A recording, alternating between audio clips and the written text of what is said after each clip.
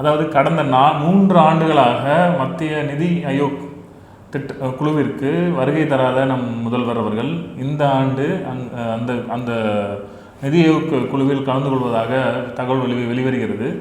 இது ஒரு சாரார் எப்படி பார்க்கிறார்கள் என்றால், 2 தினங்களுக்கு முன்னதாக துணை முதல்வர் அவர்களின் சம்பந்தப்பட்ட அனைத்து நண்பர்களிடமும் இடி ரெய்டு நடத்தப்பட்டுள்ளது.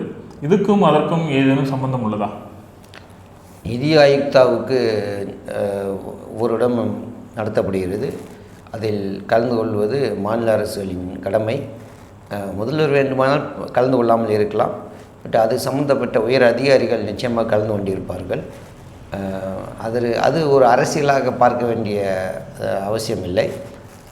ஆனால் தொடர்ந்து அது நிதி குழுவை புறக்கணித்தால் அதனால் அந்த மாநில அரசுக்கு தான் இழப்பு ஒழிய மத்திய அரசு தொடர்ந்து நடந்து கொண்டிருக்கிறது. பல மாநில அரசு கலந்து கொண்டு தான் இருக்கிறார்கள்.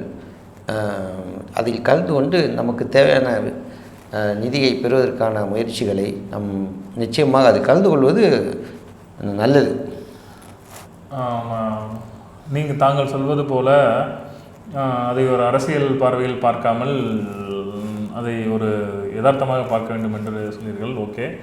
ஸோ அது ஒரு புறம் இருந்தாலும் கூட கூட்டணி விவகாரங்களில் அதிமுக என்டிஏ கூட்டணி ஒரு புறம் தனது தோழமை கட்சியுடன் கூட்டணி பேச்சுவார்த்தை நடைபெற்று கொண்டு இருக்கும் சமயத்தில் ஒருவேளை காங்கிரஸை திமுக உடன் சேர்த்து கொள்ளக்கூடாது என்ற ஒரு நிர்பந்தப்படுத்தப்படுமோ பிஜேபி அந்த ரைடுகள் மூலம், அந்த மாதிரி தகவல் பேசப்படுது. அது உண்மையா?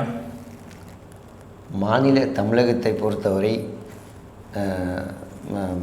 சட்டமன்ற தேர்தலுக்கு காங்கிரஸ்கள் திமுகவுக்கு பெரிய நன்மை ஒன்றும் இருக்கப் போவதில்லை. அதே போல் பாஜகவுக்கும் காங்கிரஸ் திமுகவுடன் கூட்டணி இருப்பதால் ஒரு நஷ்டமும் இல்லை. காரணம், மத்திய பாராளுமன்ற தேர்தலின் போது காங்கிரஸுக்கு தமிழ்நாட்டில் நிச்சயமாக ஒரு மிக குறைந்த ஒரு வாக்கு வங்கியாக இருந்தாலும் அது பாராளுமன்ற தேர்தல் என்றால் காங்கிரஸ் பிஜேபி என்று எடுக்கப்படும். மாநில தேர்தலை பொறுத்தவரை காங்கிரஸ் ஒரு பொருட்டாகவே எடுத்து கொள்ள வேண்டிய அவசியம் இல்லை. அது திமுகவின் ஆளுங்கட்சியாக இருந்தால் அதன் செயல்பாடு, எதிர்க்கட்சியாக இருந்தால் ஆளுங்கட்சி மீதான அதிருப்தி அல்லது திமுக கொடுக்கப்படும் தேர்தல் வாக்குறுதிகளை பொறுத்து தான் அது அமையும். எனவே காங்கிரஸ் சட்டமன்ற தேர்தலுக்கு ஒரு பெரிய ஆயுதமாக திமுகவிற்கு இருக்காது. காங்கிரஸ் சட்டமன்ற தேர்தலுக்கு திமுக கூட்டணியோட பெரிய ஒரு பலமாக இருக்காது என்று நிச்சயமாக.